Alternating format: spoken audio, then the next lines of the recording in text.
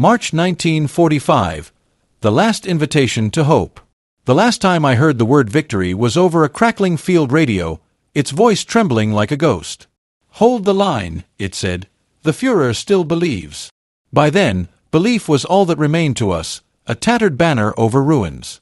The title that echoed through our ranks that month, The Last Invitation to Hope, felt like a cruel joke. Hope had already fled across the Rhine. What we clung to now was duty, and duty was hollow. I was a logistics lieutenant, a man who counted barrels instead of bodies. My war was fought with ledgers and supply maps, not rifles.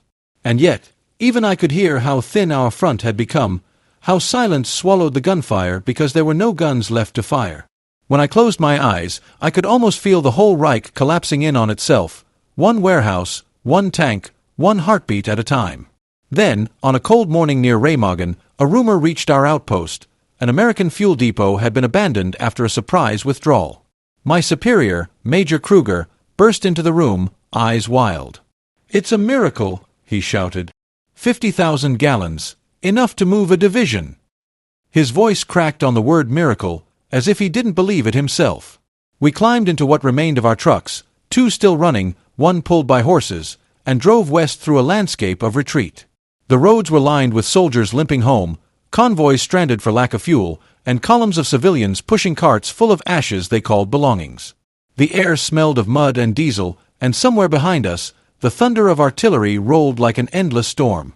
When we reached the depot, I felt something I hadn't felt in months: astonishment.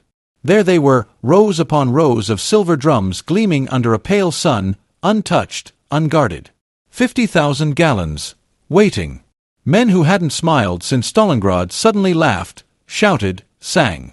One fell to his knees and kissed the ground. Another lifted a canister above his head like a trophy. I didn't join them.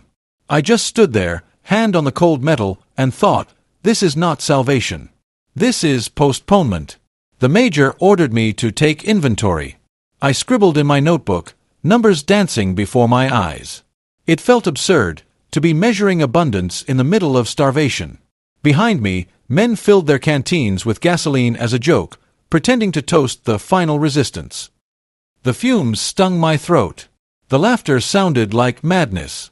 That night, as we sat among the drums, someone played a harmonica. The tune was broken and uncertain, like the man who played it. The major gave a speech about Germany's rebirth and the secret weapons that would soon turn the tide. I watched his hands tremble as he spoke. Even his shadow looked tired. In my journal, I wrote, "Perhaps we can fight another week." I remember pausing, the pencil hovering, before adding another line, "But every week we fight, more of us vanish into the smoke." Above us, the sky burned faintly orange. Another town, another promise turned to ash. The men slept among the barrels as if guarding treasure. I stayed awake, staring at the horizon where the Rhine shimmered faintly beneath the stars. We thought we had captured hope that day. In truth, we had only captured time, a few more days for the inevitable to find us. I should have known that even 50,000 gallons couldn't move a dead empire. When dawn came, the first thing I heard was not birds, not engines, but distant thunder rolling closer from the west. At the time, I thought it was rain. Later, I would learn it was the sound of Sherman tanks crossing the river. The real miracle was not ours. It was theirs. And as I watched the morning light glint off the steel barrels, I realized the cruelest truth of all. Sometimes, the last invitation to hope is just a prelude to surrender. March 1945, 50,000 gallons. I still remember the smell, raw, heavy, intoxicating. The air in the depot was thick with it, as if every breath carried the illusion of power. 50,000 gallons of gasoline. It sounded mythical, like a fable whispered to dying men. For soldiers who had dragged empty jerrycans across frozen fields, it was enough to believe, for one delirious moment, that the war could still be turned around. When the major confirmed the numbers, the men erupted. Some cheered, others cried, and a few simply stood there, mouths open, staring at the drums as if they had found God buried under tin and rust. I ran my hand along the cold surface of one barrel, the condensation dripping like sweat, and felt something dangerous stir inside me. It was not faith, but the memory of it. For the first time in months, I wrote in my notebook without trembling, "We have fuel." We have hope. But hope, I would learn, burns faster than gasoline. We began organizing the transport that very evening. The plan was desperate but clear. Move the fuel east toward Bonn, where the last armored battalions were gathering for a supposed counterstrike. Our engines roared to life, a sound I hadn't heard in weeks, and for a fleeting second it felt like resurrection. Soldiers saluted as the first truck rumbled down the road, as if saluting the rebirth of Germany itself. The major, ever the believer, walked among the men shouting, "This is the turning point. This is what will keep our tanks alive." His voice carried across the yard like a sermon. The men wanted to believe. So did I. But beneath the noise, something inside me whispered a quieter truth. Fuel cannot fill the void where meaning once lived. That night, under a broken sky, the depot became a festival of delusion. Men lifted cans like chalices, toasting with whatever liquid remained in their flasks, mostly water, some vodka, a few drops of oil. They sang old marching songs, voices cracking, some forgetting the words halfway through. Someone shouted, "To the final victory!" and a dozen throats echoed him, though everyone knew victory had left us long ago. I stayed apart, crouched near a truck with my map unfolded under the lantern light. The front lines were dissolving faster than ink in water. Remagen was already surrounded by confusion. Units moving without orders, convoys trapped behind bombed bridges. The Americans were advancing like a tide, relentless, coordinated. I had seen their supply convoys in Normandy, endless lines of trucks, neat and efficient, stretching from horizon to horizon. We couldn't even move 50 barrels without losing 2 to breakdowns. The irony was unbearable. The barrels before us represented everything Germany had once been: industrial might, precision, order, now reduced to spoils gathered by scavengers in a dying army. I wanted to laugh, but instead, I found myself staring at the flames of a small campfire, thinking of home. I hadn't written to my wife in months. What could I possibly say? We found fuel, my love. Enough to keep the war breathing a little longer. The thought sickened me. As dawn broke, frost clung to the metal drums like a thin layer of crystal. The men slept in the shadows of their newfound treasure, and for a moment it looked peaceful, almost beautiful. But peace was an illusion painted by exhaustion. In the east, smoke rose from a dozen villages. In the west, thunder echoed, not from storms, but from engines. The same engines we believed we had defeated.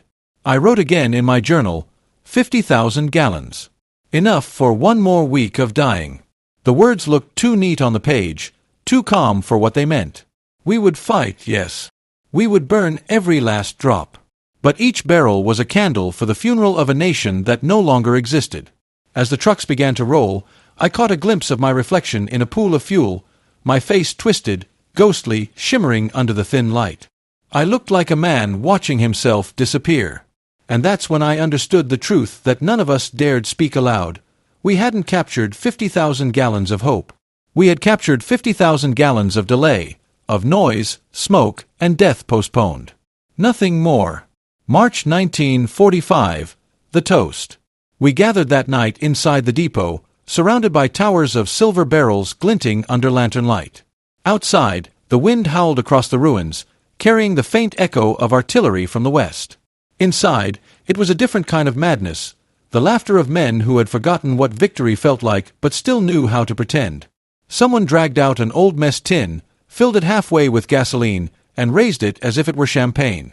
"To the Reich," he shouted. "To Germany eternal." The words hung in the air, hollow and trembling. The others followed, lifting their cups, their helmets, anything that could pass for a glass. The smell of fuel burned my nostrils. When they drank, a few actually gagged on the fumes, coughing between their forced smiles. The major laughed the loudest. He had a voice made for parades, not for retreat.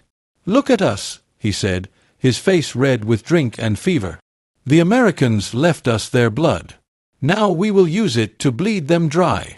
The men cheered, clinking their makeshift cups. It sounded more like mourning than celebration. I didn't join them.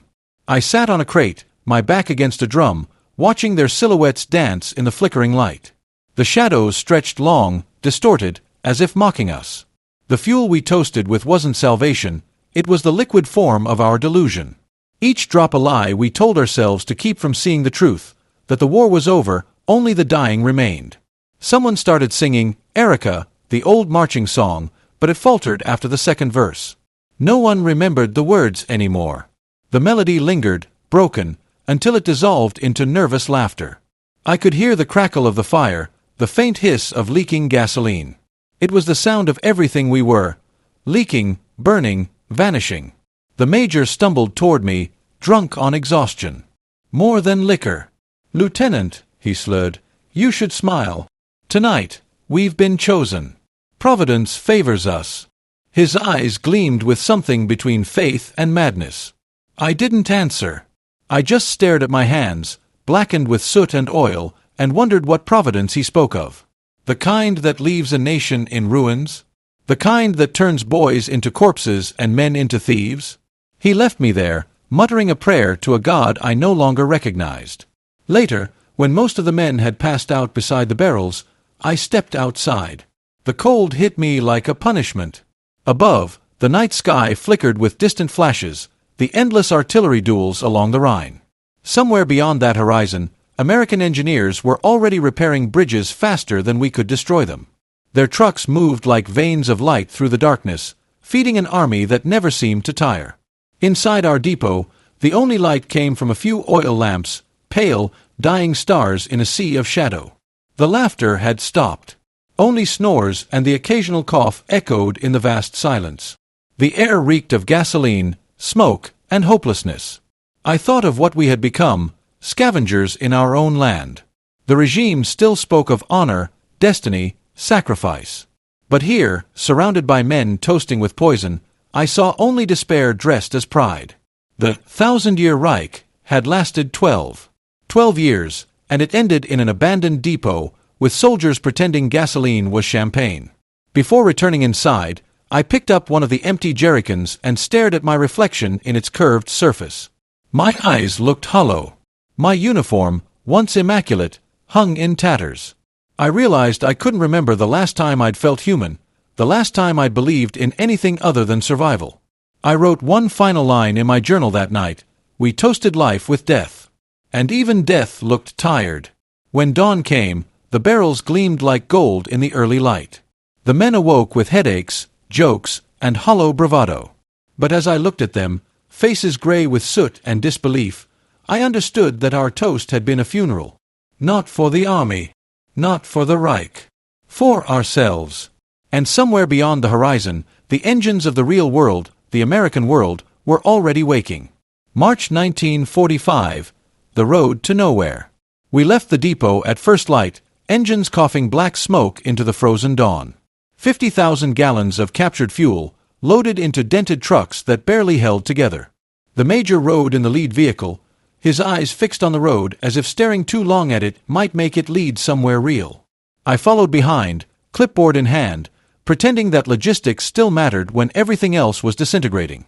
The mission was simple: deliver the fuel to the front near Remagen, where the armored divisions were said to be regrouping. But there was no front anymore, just chaos. Maps no longer matched the world outside. Bridges marked as intact were heaps of rubble. Towns listed as secure were nothing but charred outlines. Even the air felt wrong, thick with smoke, the kind that never quite fades. By midday, the first truck stalled. Then another. Tires burst, engines overheated, radiators hissed and died.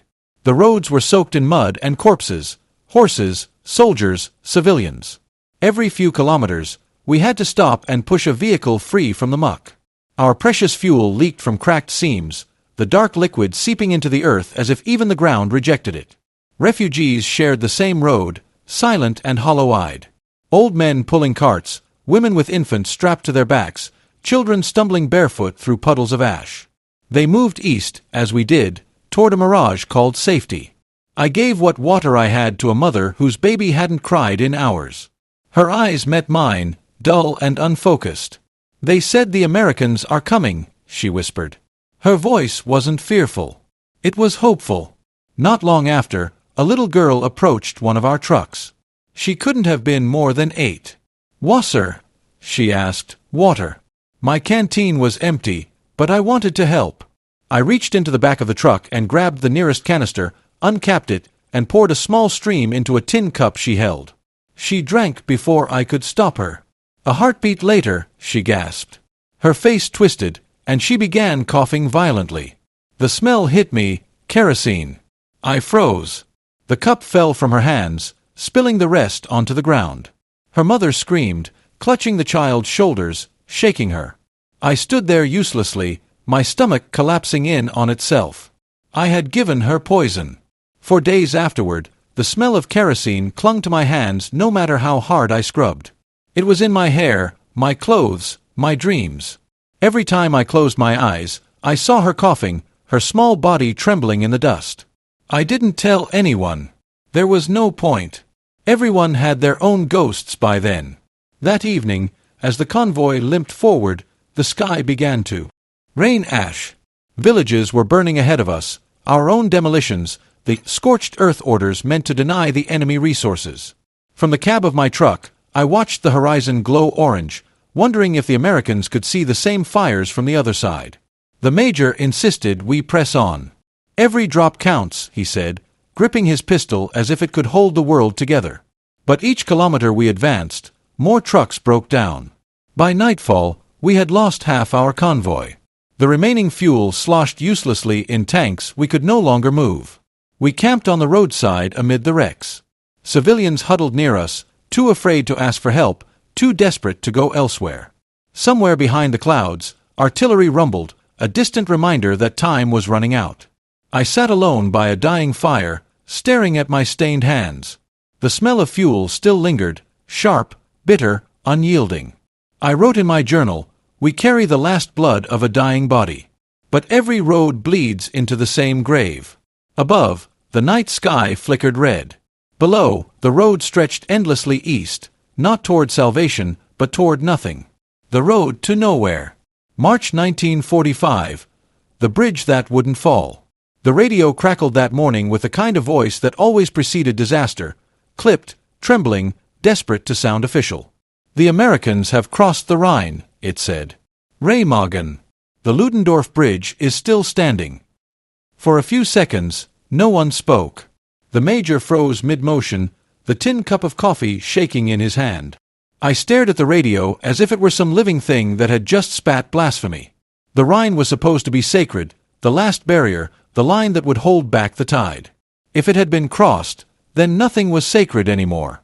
We stepped outside. The sky was gray and low, heavy with smoke. Far to the west, a faint rumble carried through the air. Not thunder, not quite artillery. The sound of engines.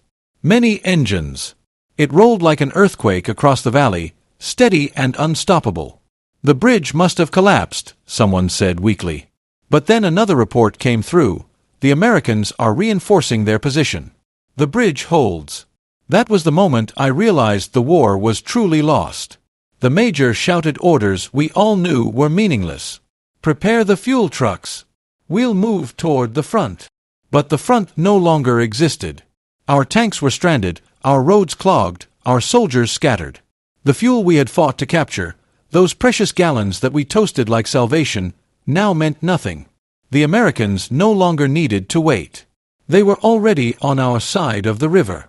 We set off anyway, engines coughing, tires spitting mud. I watched the men's faces through the rearview mirror, blank, silent, emptied of everything except motion. It didn't matter where we went. East, west, north, it was all the same now. At dusk, we reached a rise overlooking the Rhine Valley. Through the haze, I could see it, the silhouette of the Ludendorff Bridge, black against a bleeding sky. On the far side, the outlines of tanks, American tanks, moving like beetles across steel. Beyond them, the horizon pulsed with fire and smoke, but the bridge stood, defying our entire faith in destruction. We had spent months blowing up our own country, bridges, factories, rails, all in the name of denying the enemy progress. But now, even the ruins had betrayed us. The bridge had chosen to live, and in doing so, it had condemned us all. That night, I couldn't sleep. The sound of the engines across the river was constant, mechanical, merciless. It wasn't war anymore. It was industry. The Americans didn't fight battles, they built them. I wrote in my journal, the bridge refused to fall. So now it is we who must. March 1945. The smell of the end. The next morning, the depot burned. One of the trucks had caught fire, a simple spark, maybe a cigarette carelessly dropped, and within minutes, the flames leapt from barrel to barrel. We ran, shouting, stumbling through the smoke as explosions tore the air apart. The heat was unbearable, a living creature roaring in triumph. 50,000 gallons of gasoline became 50,000 screams. The sky turned black with oily clouds. The ground shook. When it was over, there was nothing left but twisted metal and a scorched field that smelled of charred rubber and despair. The major stood motionless amid the ruins, his uniform covered in soot, his expression blank. "We still have our orders," he said finally. "We'll requisition more fuel from the next sector." I wanted to laugh, but the sound caught in my throat. More fuel. More orders. There was nothing left to requisition but ashes. The general's messages still came through the radio, hollow commands, disconnected from reality. Counterattack at all costs. Hold the line. Berlin must not fall. But there was no line. Just clusters of men wandering through bombed villages, scavenging food, looking for a purpose that no longer existed. I tried to draw new routes on the map, but it was like tracing roads on burnt paper. Towns I marked as waypoints were gone by the time we reached them. Every direction smelled the same, of smoke, rot, and exhaustion. The Luftwaffe, once our pride, had become a rumor. We saw one of their last jets that week, a boy barely old enough to shave piloting a Me-262. He had no fuel to make a return flight, but he went anyway. Hours later, they brought him back. The plane had crashed short of its target. His face was burned, his eyes open, his lips whispering something I couldn't hear. That night, I sat beside his body in the corner of a barn. His hands were still clutching the flight gloves. He couldn't have been more than 17. I placed one of the surviving fuel cans beside him, empty, dented, and covered his face with my jacket. The general's voice came again over the radio. Total war. Total sacrifice. I turned the dial until the static swallowed him. Outside, the wind shifted. The smell of the burned depot drifted back toward us, a heavy, chemical stench that clung to everything. It was the smell of our defeat, sweet and sickening. In my journal, I wrote, "We burned our last resource trying to move a corpse." The corpse was Germany. Above the tree line, the sky glowed faintly red. For the first time, I understood it wasn't just fire lighting the horizon. It was the reflection of everything we had built, everything we were, consuming itself. The smell of the end. March 1945. Congested roads. The roads east of the Rhine had become veins of misery, clogged, twisted, pulsing with despair. Soldiers, civilians, horses, tanks without fuel, all flowing in one direction, away. The air was thick with exhaust and smoke, a haze that blurred the line between movement and madness. Our trucks crawled forward at walking pace, their engines sputtering under the weight of what little fuel remained. I rode in the cab beside a young driver named Keller, a boy from Dresden whose family had vanished under the bombings. He didn't speak, just stared straight ahead as if afraid that if he blinked, the road would disappear. Every kilometer brought another tableau of collapse. Burned-out convoys lined the ditches, their metal frames still warm from airstrikes. Dead horses lay tangled in harnesses. Children slept in the mud beside their parents. I saw a group of SS officers commandeer a civilian truck, a family of 4 inside, and drag them out at gunpoint. The mother screamed. The youngest boy clung to his father's leg. When I shouted at the officer, he turned his weapon on me. "Do you question your orders, Lieutenant?" His voice was ice. I didn't answer. The major intervened, pulling me aside before the situation turned fatal. The family was left in the ditch, their belongings scattered, their faces blank with disbelief. As we drove past, the little boy raised a trembling hand in a silent salute. I felt something break inside me. That night, as we camped along the road, the sound of distant bombers filled the sky, a steady hum that grew louder by the hour. Searchlights danced across the clouds. The men barely reacted anymore. They just sat, heads down, waiting for the next blast. I wrote in my journal, "The enemy doesn't need to destroy us. We're doing it ourselves." The next morning, when I opened my eyes, The road was gone, buried under rubble from the night's bombardment. Our convoy was trapped, our direction meaningless. Keller turned to me, his face gray with exhaustion. "Where do we go now, sir?" he asked. I had no answer. The road ahead was nothing but dust. March 1945. The theft of the barrels. 2 nights later, the fuel began to vanish. At first, we thought it was evaporation, leaks, spillage. But then, a guard found tire tracks leading away from the camp and footprints heading east. 2 of our own men had deserted, taking with them 2 trucks loaded with the last of our gasoline. The major was livid. He ordered a patrol to pursue them, but no one volunteered. I couldn't blame them. Chasing deserters for fuel in a dead war felt obscene. The major confronted me in private. "You're the logistics officer, Lieutenant. This is your responsibility." "Responsibility for what, sir?" I asked. "For keeping empty tanks full? For feeding ghosts?" His hand trembled on his pistol. For a moment, I thought he might draw it. But then, his shoulders sagged, and he turned away. "We still have orders," he muttered. I watched him leave and thought of the 2 men who had stolen the trucks. I imagined them driving through the night, headlights off, engines whispering across open fields, not toward safety, but toward some fragile illusion of freedom. The truth was, I envied them. They had understood what most of us refused to see, that loyalty had become a death sentence. By morning, one of the deserters' trucks was found overturned near a ravine, burned to the chassis. No bodies inside, only the melted remains of fuel. Cans, warped and blackened. The other truck was never seen again. That afternoon, the men gathered around the wreckage in silence. No one cursed them. No one called them traitors. We just stood there, staring at the ashes that had once been our salvation. I wrote in my journal, "The only ones who still believe in orders are the ones too afraid to imagine life without them." March 1945. The preacher. The next day, a new figure arrived at our camp, a propaganda officer from Berlin, immaculate in his uniform, his boots still polished despite the mud. He introduced himself as Oberleutnant Weiss, though he carried himself more like a priest than a soldier. He gathered the men around a makeshift table and began to speak. "Comrades," he said, "the Führer has not abandoned you.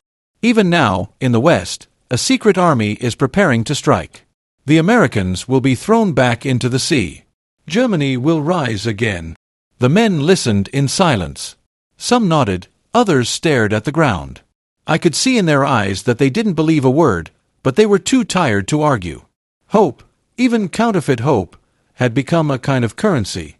When Weiss turned to me, his smile was thin and sharp. "You, Lieutenant, you must maintain discipline. The Reich needs men like you." "The Reich," I said quietly. "The Reich is a pile of ashes." His eyes darkened. "That's treason." I met his gaze. "No, Oberleutnant. It's arithmetic." For a long moment, no one moved. Then he stepped closer, lowering his voice. "Watch your tongue, Lieutenant. Men have been shot for less." I didn't reply. Around us, the soldiers pretended not to hear. They were finished with politics, finished with fear. The hierarchy had dissolved. When Weiss left that night, his truck stalled twice before vanishing into the dark. No one offered to help him. Later, as I lay in my tent, I could still hear his words echoing. "Secret army, final victory, the Führer's promise." Lies, all of them. The only army left was made of ghosts, and the only secret left was how long it would take for us to join them. I wrote in my journal, "The preacher came to save our faith." But he forgot. Faith is the first casualty of truth. March 1945. The sky of others. By the second week of March, the sky no longer belonged to us. It had become theirs, vast, ordered, merciless. When I looked up, I didn't see clouds or stars. I saw formation after formation of Allied bombers, gliding like dark angels across a ruined heaven. Their silver wings caught the light. Their engines sang in perfect rhythm. Precision. Abundance. The sound of a machine that never slept. We used to call it the enemy's arrogance. Now I knew better. It wasn't arrogance, it was mastery. I stood beside a wrecked panzer, its barrel drooping like a broken arm. Around me, My men watched the sky in silence. They no longer cursed the planes, they admired them. You could almost hear it in their breath, the stunned awe of men seeing a civilization that worked, a force that fed itself with discipline and endless fuel. The Major broke the silence. "One good shot from our 88s could bring down a dozen of them," he muttered, still trying to believe in miracles. But we hadn't had ammunition for our flak guns in weeks. We hadn't even seen one fire. A column of American bombers crossed above us, B-17s, maybe B-24s, their bellies flashing as the bombs released. The distant thunder followed seconds later, rolling over the hills. Whole towns disappeared beneath the rising dust. Yet, somehow, the aircraft never broke formation. Even destruction, for them, had rhythm. I thought of 1940, of the laughter we shared in the mess hall after newsreels showing burning London. We had believed ourselves invincible, chosen, destined. Our officers spoke of order through power, of German efficiency. Now, standing in the mud, covered in soot and lies, I realized we had never understood what true efficiency meant. The Americans didn't rely on speeches. They relied on fuel, logistics, industry, a kind of genius that built bridges faster than we could destroy them. As their bombers passed overhead, I could see fighter escorts shimmering higher up, P-51 Mustangs, sunlight dancing off their wings. They were the sky's guardians now. The Luftwaffe was gone, our pilots dead, our airfields cratered, our last reserves of fuel burned in the chaos of retreat. When the roar faded, the silence that followed was almost unbearable. Even silence had changed sides. We walked among the ruins of a village that had taken a direct hit. Roofs caved in, smoke curling from the stone foundations. A single church steeple still stood, blackened but defiant. Inside, I found a shattered altar, a crucifix fallen on its side, and a broken barrel of American gasoline, one of ours, stolen, spilled, returned by fire. I crouched and touched the metal. It was still warm. My reflection flickered on its scorched surface, distorted, ghost-like. Outside, one of the men whispered, "They move like gods." No one corrected him. The word hung there, blasphemous and true. That night, as the horizon burned and the heavens hummed, I wrote by the flicker of a lantern, "We once ruled the sky. Now it is a mirror showing us what we could have been, if we had built engines instead of idols." The Major read the entry over my shoulder and said nothing. He didn't need to. We both knew what it meant. The war was no longer a contest of nations. It was a contest of worlds, and ours had already fallen from the sky. March 1945, chaos on the bridge. We reached Remagen just before dawn. The air was thick with smoke and a strange metallic taste, the scent of bridges, engines, and blood. The Ludendorff Bridge rose before us like a black skeleton against the burning horizon. Columns of men moved across it in a frantic, endless line, soldiers retreating, engineers shouting, medics dragging stretchers. And beyond the river, the impossible, American tanks. Shermans, dozens of them, crawling across the bridge that was supposed to be rubble. Behind them came trucks, jeeps, ambulances, and mobile kitchens. The sound was deafening, a low, mechanical growl that never stopped, like the heartbeat of an empire. We hid among the ruins of a bombed factory, watching the flow of machinery move over the Rhine. Every few minutes, one of our artillery shells landed near the bridge, sending fountains of dirt and debris skyward. But the bridge held. It mocked us. Every explosion that failed to bring it down was another nail in our coffin. The Major was furious. "This can't be happening." The engineers swore it was destroyed. He slammed his fist against a wall, leaving a bloody mark on the concrete. "We'll regroup. We'll find a way to cut them off." But I knew there was nothing left to regroup. Every unit in the area was in retreat. Radios crackled with broken messages, pleas for reinforcements that no longer existed. The Americans had crossed, and the Rhine, our sacred line, was gone. I climbed a hill overlooking the bridge and looked down through the smoke. The Americans moved with a precision I couldn't comprehend, like ants rebuilding the world one steel beam at a time. Their trucks carried food, ammunition, and gasoline, all in perfect rhythm. Ours carried corpses and excuses. A formation of their planes passed overhead, P-47 Thunderbolts sweeping low, guns flashing. Our anti-aircraft guns were silent, The crews had either fled or died. I ducked behind a wrecked half-track as bullets shredded the ground nearby. When the noise subsided, I looked around and saw one of my men, Keller, the young driver, lying face down beside a jerrycan, his hands still clutching it as if fuel could save him. For a long time, I couldn't move. The bridge thundered in the distance, alive with the rhythm of an advancing world, while we lay scattered in its shadow, relics of a dying one. When the shelling paused, I approached Keller. The jerrycan had ruptured, spilling a dark puddle around him. I dipped my fingers into it, gasoline mixed with blood.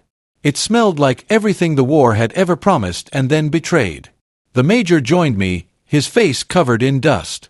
"We'll blow it up ourselves," he said. "We'll take the remaining fuel, burn the bridge, the tanks, everything." His words sounded heroic, but his voice trembled. He was talking to ghosts. I looked at the bridge once more, at the constant stream of Shermans, trucks, and men moving eastward with unstoppable purpose. The sky above them was clean, bright, untroubled. For them, the war was progress. For us, it was a collapse in slow motion. That night, we huddled among the ruins as artillery fire lit the sky. The bridge still stood, defiant, unbroken. The Americans were across, and the river that had once defined our pride had become their highway. In my journal, I wrote, "The bridge refuses to die." It stands as proof that the world moves forward, and that we, who tried to stop it, have been left behind. The next morning, I woke to the same sound that had haunted my dreams, engines, endless and alive, echoing through the valley. The sound of the future marching over the bones of the past. March 1945, Orders of Suicide. The order came at noon, delivered by a radio operator whose face was gray with disbelief. "By command of the Führer," he read aloud, "the bridge at Remagen must be retaken at all costs." The words echoed through the bunker like a curse. At all costs. We all knew what that meant. We were the cost. The major slammed his hand against the table. "Finally, Berlin has woken up," he shouted. "We will strike back tonight." His voice was wild, his eyes shining with the same fever that had consumed every officer still pretending to believe. But belief had become a luxury. The rest of us were living on borrowed fear. Outside, the sound of aircraft filled the sky, not the heavy drone of Allied bombers, but the high-pitched scream of jets.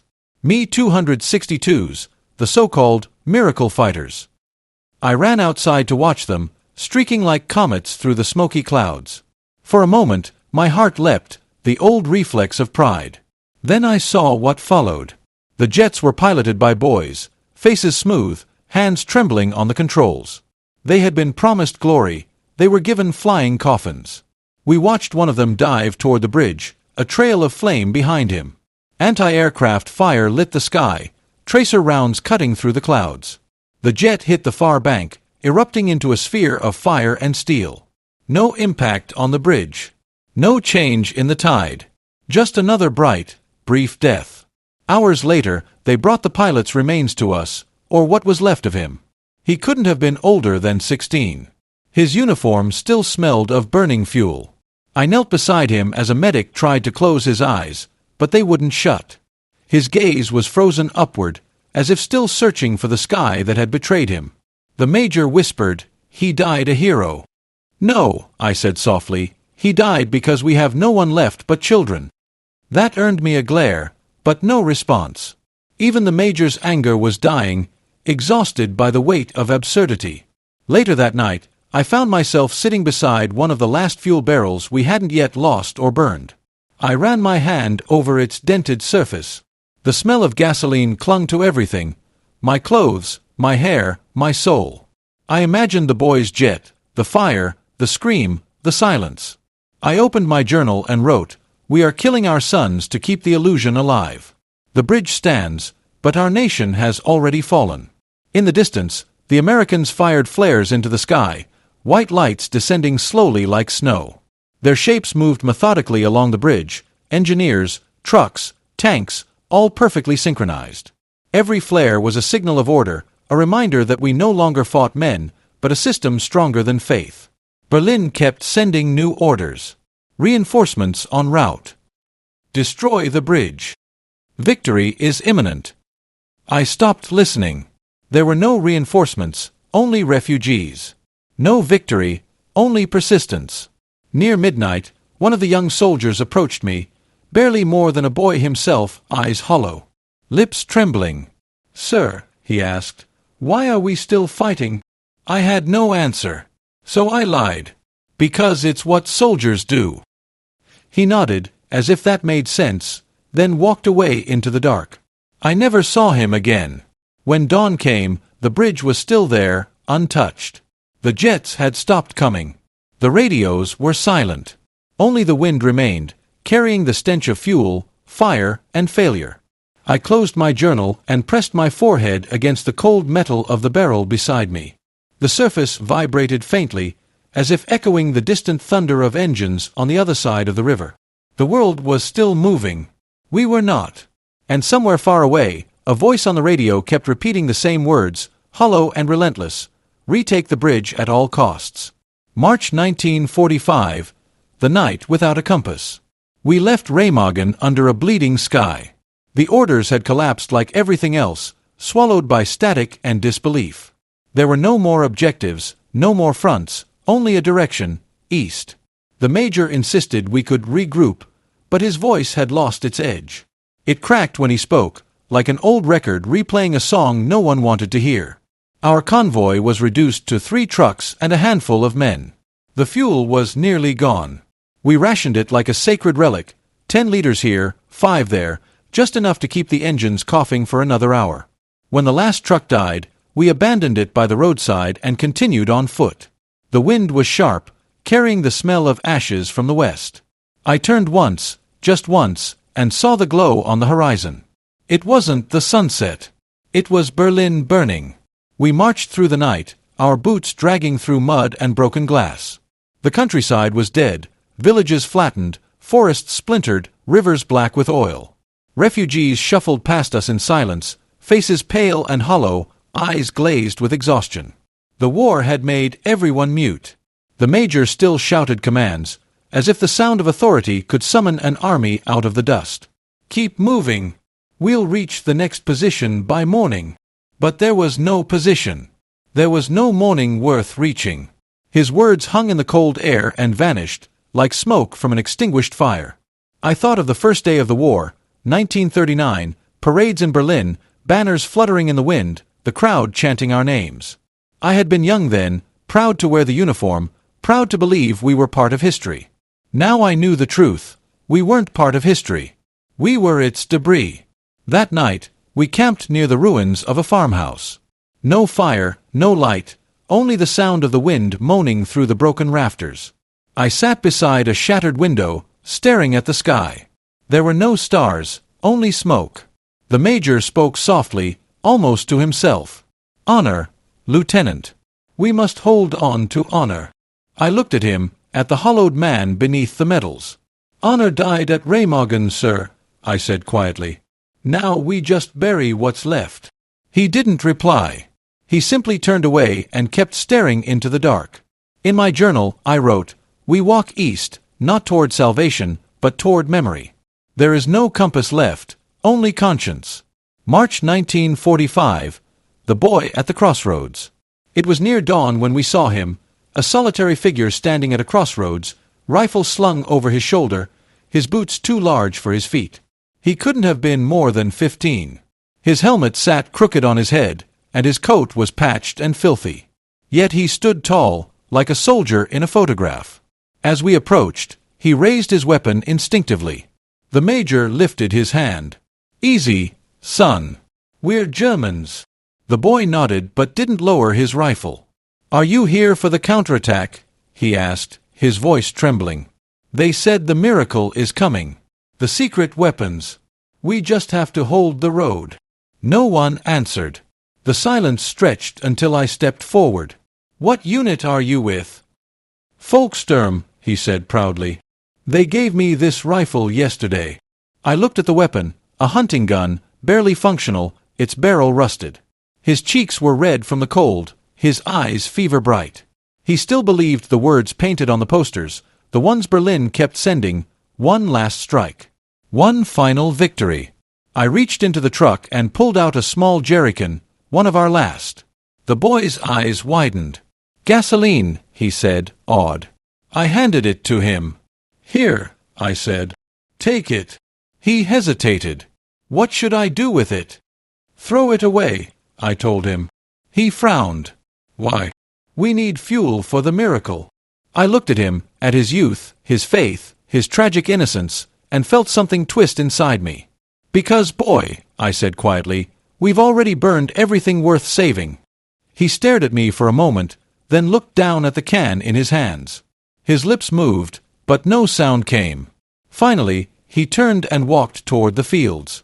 The wind caught his coat, lifting it like a flag.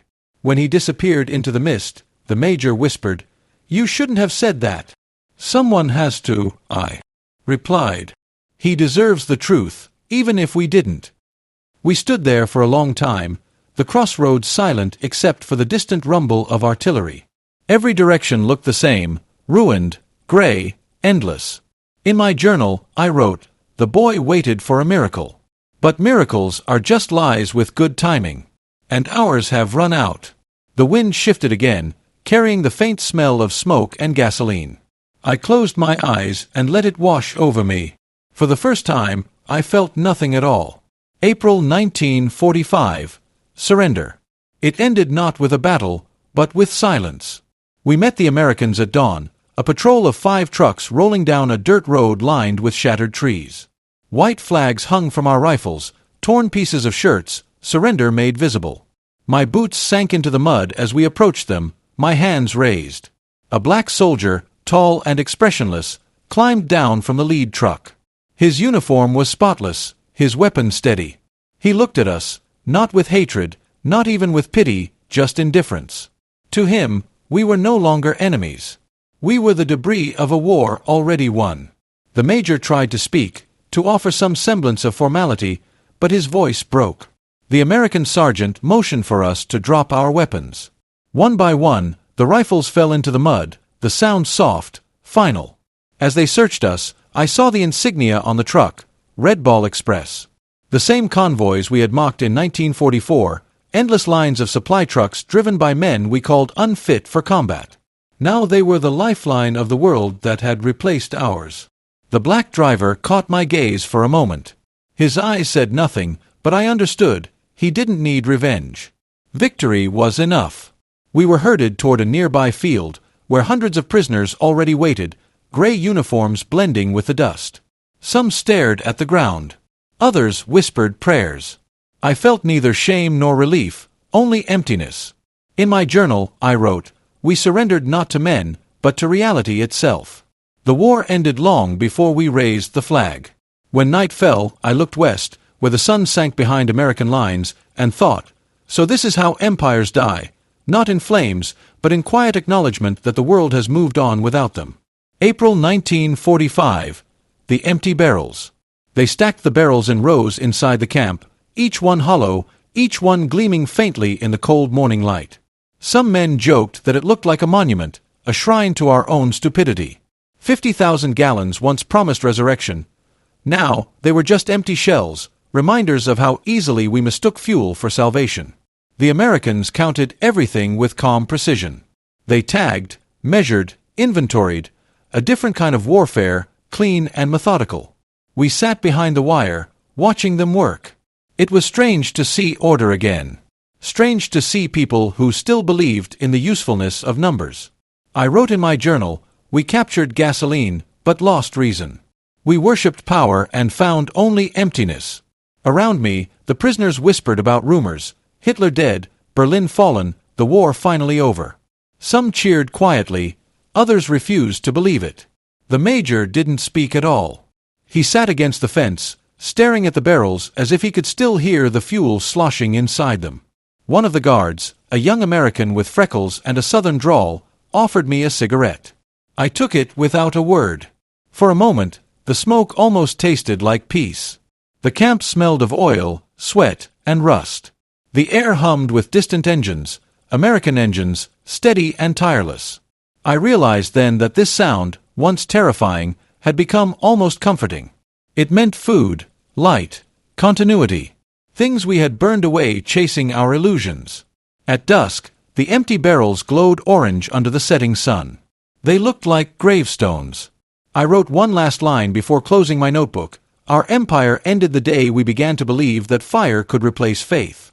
And all that remains of it now are these hollow drums, echoing the silence we created. May 1945. The line burning on the horizon. A week after the surrender, word spread through the camp.